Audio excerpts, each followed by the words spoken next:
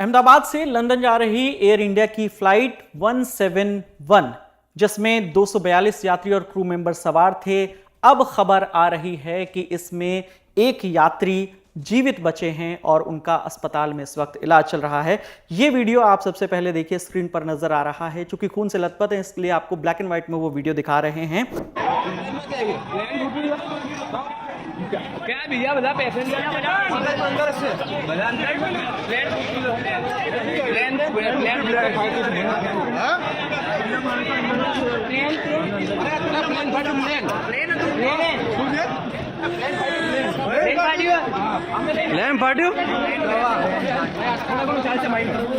इनका जो नाम है वो बताया जा रहा है रमेश विश्वास कुमार। उम्र 38 साल है और कहा यह गया कि उन्होंने छलांग लगा दी। जैसे ही प्लेन क्रैश हुआ उन्होंने फ्लाइट से छलांग लगा दी। और ये आपको मैं अंदर का, उस विमान के अंदर का सिटिंग अरेंजमेंट दिखाता हूं कि कहां पर वो बैठे हुए थे। जो उनका जो बोर्डिंग पास है, बोर्डिंग पास भी सामने आया है 11A। ये आप देखिए, सबसे पहले मैं थोड़ा सा ऊपर जाता हूं। ये इकॉनमी क्लास यहां से शुरू होता है।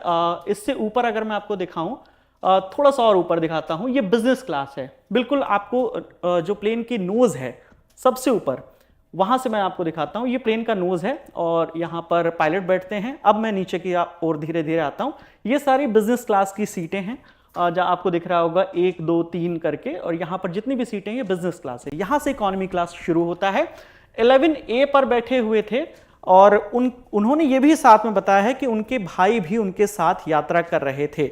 उनका भी उन्होंने फ्लाइट नंबर बताया है, जैसा कि उस लिस्ट में भी है जो पैसेंजर की लिस्ट आई है। तो 11A पर बैठे थे रमेश विश्वास कुमार और उनके भाई रमेश अजय कुमार। वो बैठे थे 11J पर, यानी इस तरफ A पर वो विंडो साइड में और J पर वो विंडो साइड में। मैं थोड़ा सा इसको और ऊपर करता हूं तो आपको दिखेगा ये इमरजेंसी एग्जिट है दोनों तरफ।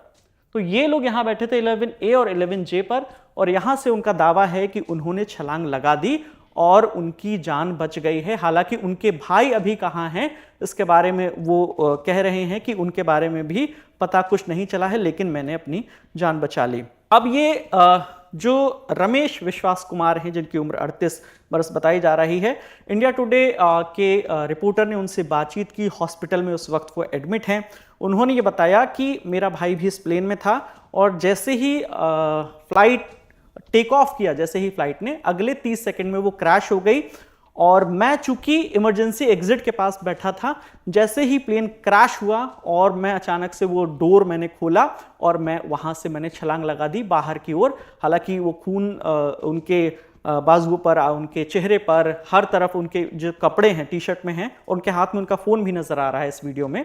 तो ये इमरजेंसी एग्जिट पे जब भी आप ने कभी भी प्लेन में यात्रा की होगी तो इमरजेंसी एग्जिट पर जब बैठते हैं तो उसके कायदे कानून बताए जाते हैं, किन परिस्थितियों में आपको वो गेट खोलना है, और अगर आप एग्री करते हैं तभी आपको वो सीट अलॉट की जाती है। तो ये इमरजेंसी एग्जिट 11A और उनके भाई यहां पर 11J पर दोनों विंडो सीट पर बैठे थे, बिल्कुल इमरजेंसी एग्जिट से ये सटी हुई। तो जो इंटरनेशनल फ्लाइट होती है उसमें लेग रूम थोड़ा ज्यादा होता है, जो कि जो डोमेस्टिक फ्लाइट होती है उसकी तुलना में। तो जो अभी तक खबर आ रही है ANI से, पुलिस कमिश्नर जो हैं अहमदाबाद के GS मलिक, उन्होंने टेलीफोनिक बातचीत में ये कंफर्म किया है कि पुलिस को सीट नंबर 11A पर का जो जीवित यात्री एक है वो मिला है। एक अन्य जीवित व्यक्ति अस्पताल में मिला है और उसका इलाज चल रहा है। हालांकि उसकी आइडेंटिटी के बारे में भी उन्होंने नहीं बताया है।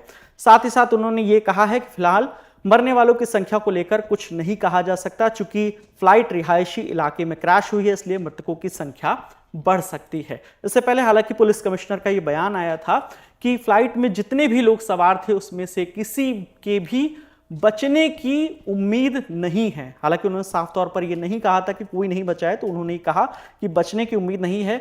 और चूंकि रिहायशी इलाके में ये विमान जाकर गिरा था, क्रैश हुआ था, तो वहां पर भी कुछ लोगों की मौत हुई होगी, लेकिन अभी एग्जैक्ट नंबर सामने नहीं आए हैं। तो जो रमेश विश्वास कुमार हैं वो मूलतः दीव जो है, दमन दीव जो यूटी है, दीव जिले की एक तहसील है और वहां पर एक गांव पड़ता है बुचरवाड़ा, वहां के रहने वाले हैं, जो कि जो दमन से करीब 15 किलोमीटर दूर है। और हालांकि अलग अलग सोर्सेस से यह भी इंफॉर्मेशन आ रही है कि वो भारतीय मूल के नागरिक हैं लेकिन ब्रिटेन में सेटल हैं। लेकिन इस पर अभी जो ताज़ा अपडेट है, ऑफिशियल इंफॉर्मेशन है, कंफर्मेशन है, उसके बाद ही हम इसके बारे में आपको बता पाएंगे। तो ये रमेश विश्वास कुमार जो फिलहाल इस प्लेन क्रैश, जो अहमदाबाद में प्लेन क्रैश हुआ है, उसमें जीवित बचे शख्स हैं। उनसे जो भी बातचीत होगी, इंडिया टुडे के रिपोर्टर वहां पर मौजूद हैं, जो भी बातचीत होगी हम आप तक लेकर आएंगे। तो लगातार अहमदाबाद प्लेन क्रैश पर जो भी खबरें हैं, जो भी ऑथेंटिक नंबर हैं, वो तमाम जानकारी हम आपके साथ लगातार हर वीडियोस में शेयर करेंगे। कैमरे के पीछे मेरे साथी प्रशांत हैं, मेरा नाम विकास वर्मा है। देखते रहिए दी लल्लन टॉप। शुक्रिया।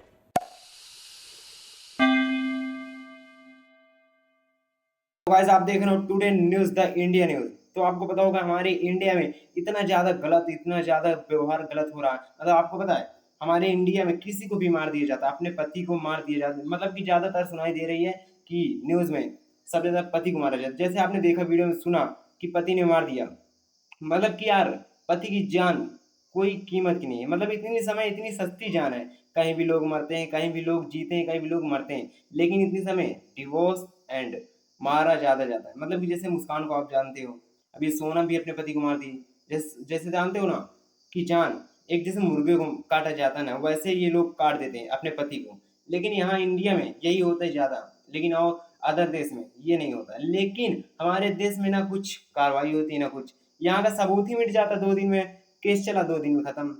अगर सोचो यही केस अगर ज्यादा दिन चले तो क्या ये होगा ज्यादा दिन? नहीं होगा। लेकिन यहाँ केस न चलता है, न केस बनता है, न केस उड़ता है। लेकिन वहाँ 4 दिन चले केस, 4 दिन के बाद खत्म। दोस्तों आपकी राय क्या है? बताइए, केस चलना चाहिए, केस रफा दफा होना चाहिए, लेकिन जस्टिस तो मिलना चाहिए। सोनम ने जैसे अपने पति को हत्या किया ना, मतलब कि यार शादी होने के बाद कोई भी अपने पति को मार देता है। सोनम की बात छोड़ो, सौरभ की बात छोड़ो, कोई भी मार दे रहा है। मतलब शादी हुआ यार, उसको जब उसके साथ रहना नहीं चाहती थी उससे शादी क्यों कर ली? लेकिन नहीं यार, उसको मार दूंगा फिर दूसरा कर लूंगा। लेकिन करते कितने चुम्मुक जैसे जैसे मतलब कि बावड़ होंगी, ऐसे ऐसे लोग के साथ शादी करते हैं।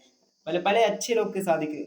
लेकिन आपको बहुत बड़ी खबर कि इंडिया में बहुत ज़्यादा जानें सस्ती हो चुकी है। बहुत जान सस्ती, बहुत जितना आप कम सोचोगे ना उतनी ज़्यादा जान सस्ती है। क्योंकि यहाँ लोग मरते भी हैं, बचाते तो है नहीं है।